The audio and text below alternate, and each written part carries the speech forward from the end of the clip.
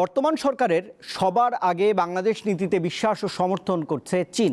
এদিকে ঢাকা দিল্লি ঐতিহাসিক বন্ধুত্ব এবং জনগণ কেন্দ্রিক সম্পর্ক নতুন সরকারের সময় এগিয়ে নিতে চাইছে ভারত। রবিবার নতুন পররাষ্ট্রমন্ত্রী এবং প্রতিমন্ত্রীর সঙ্গে সৌজন্য সাক্ষাৎ করেন ঢাকায় নিযুক্ত ভারত, চীন, পাকিস্তান এবং সৌদি আরবের শীর্ষ কূটনীতিকরা।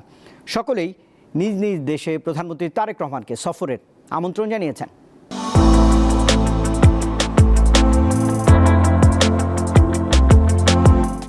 নতুন পররাষ্ট্রমন্ত্রী খলিলুর রহমান ও প্রতিমন্ত্রী শামা উবায়দের সঙ্গে রবিবার সৌজন্য সাক্ষাৎ করেন ঢাকায় নিযুক্ত চীন, ভারত, পাকিস্তান ও সৌদি আরবের হাইকমিশনার এবং রাষ্ট্রদূতরা। নতুন সরকারের সঙ্গে সহযোগিতা জোরদারের প্রত্যাশা করেছে দেশগুলো।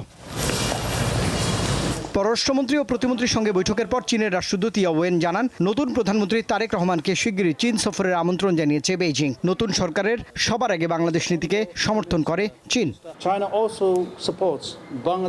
বাংলাদেশ চীনের গুরুত্বপূর্ণ কৌশলগত অংশীদার। রোহিঙ্গা সংকট সমাধানে সহযোগিতা সহ দ্বিপক্ষীয় সম্পর্কের জন্য বেইজিং একটি উন্নত ভবিষ্যতের স্বপ্ন দেখে। বাংলাদেশ প্রথম নীতিকে সমর্থন এবং বর্তমান সরকারের সঙ্গে সব খাতে সহযোগিতা সম্প্রসারণে প্রস্তুত চীন।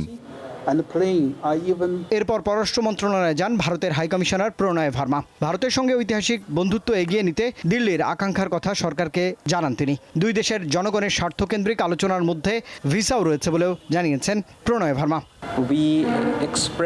ইতিবাচক ও ভবিষ্যৎমুখী দৃষ্টিভঙ্গিতে জনগণ কেন্দ্রিক সহযোগিতা জোরদার করতে চায় নয়াদিল্লি। পাশাপাশি একটি গণতান্ত্রিক, প্রগতিশীল ও অন্তর্ভুক্তিমূলক বাংলাদেশ গঠনে ভারতের সমর্থনের বিষয়টিও বৈঠকে তুলে ধরেছি।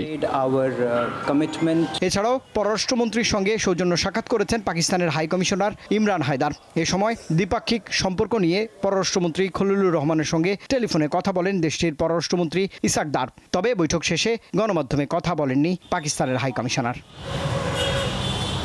রুবায়েত হাসান, দীপ্ত সংবাদ, ঢাকা।